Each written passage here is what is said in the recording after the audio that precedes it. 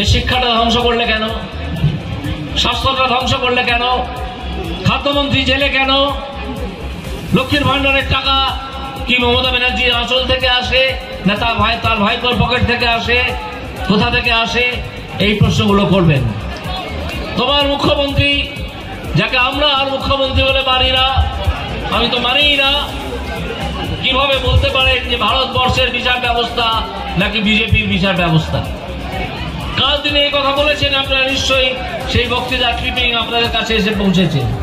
আমি প্রশ্ন তুলেছি যে এখন খোঁজ নেবার সময় এসেছে যে এই মমতা ব্যানার্জি ভারতবর্ষের নাগরিক নাকি তিনি অন্য কোথাও থেকে এসছেন?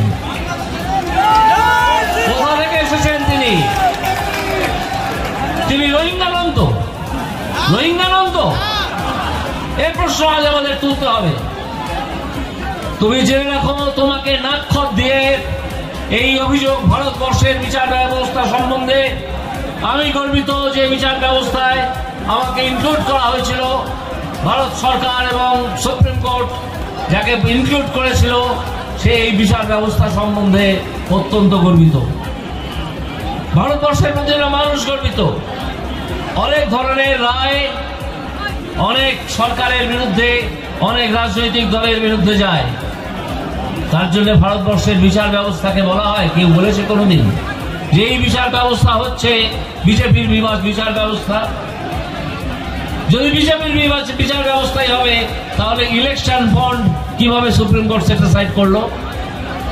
নির্লজ্জ মিথ্যাচারী মুখ্যমন্ত্রী এই মমতা বন্দ্যোপাধ্যায়।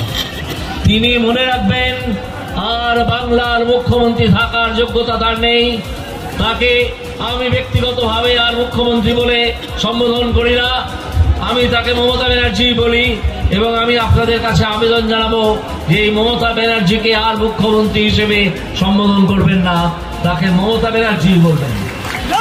তিনি ওই আসনে, যে আসনে বিধান রায়, প্রফুল্ল সেন ইত্যাদিরা বসেছিলেন, অজয় মুখার্জির মতো মানুষ বসেছিলেন। এই অজয় মুখার্জি এই তমলুকের মানুষ বসেছিলেন, প্রফুল্ল সেন আরামবাগের মানুষ, বিধান রায় কলকাতারই মানুষ।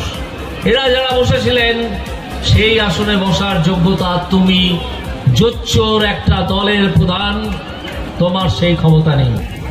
তার যারা দালাল, যারা চামচা, তাদের মধ্যে কেউ কেউ কালো গাউন গায়ে দিয়ে হাইকোর্টের বারান্দায় ঘুরে বেড়ান, কেউ কেউ আবার ভোটেও দাঁড়িয়ে যান। এই দালালরা বলেছে যে সম্পত্তির হিসেব ইলেকশন কমিশনকে দেওয়া হয় ভোটের সময়, সেই সম্পত্তির হিসেব দেওয়া হবে। কিন্তু তোমার বেনামে থাকা থাইল্যান্ডের বাড়ি, দুবাইয়ের হোটেল, সেসব কোথায় যাবে? তুমি পশ্চিমবঙ্গের মানুষকে স্বাস্থ্য সাথী কার্ড দাও, তুমি দাও, তোমার পিসি দাও, এই দুজনে মিলে দাও, আর নিজের চোখের চিকিৎসা করাতে চলে যাও আমেরিকার হপকিন্স হসপিটালে। কেন যাও?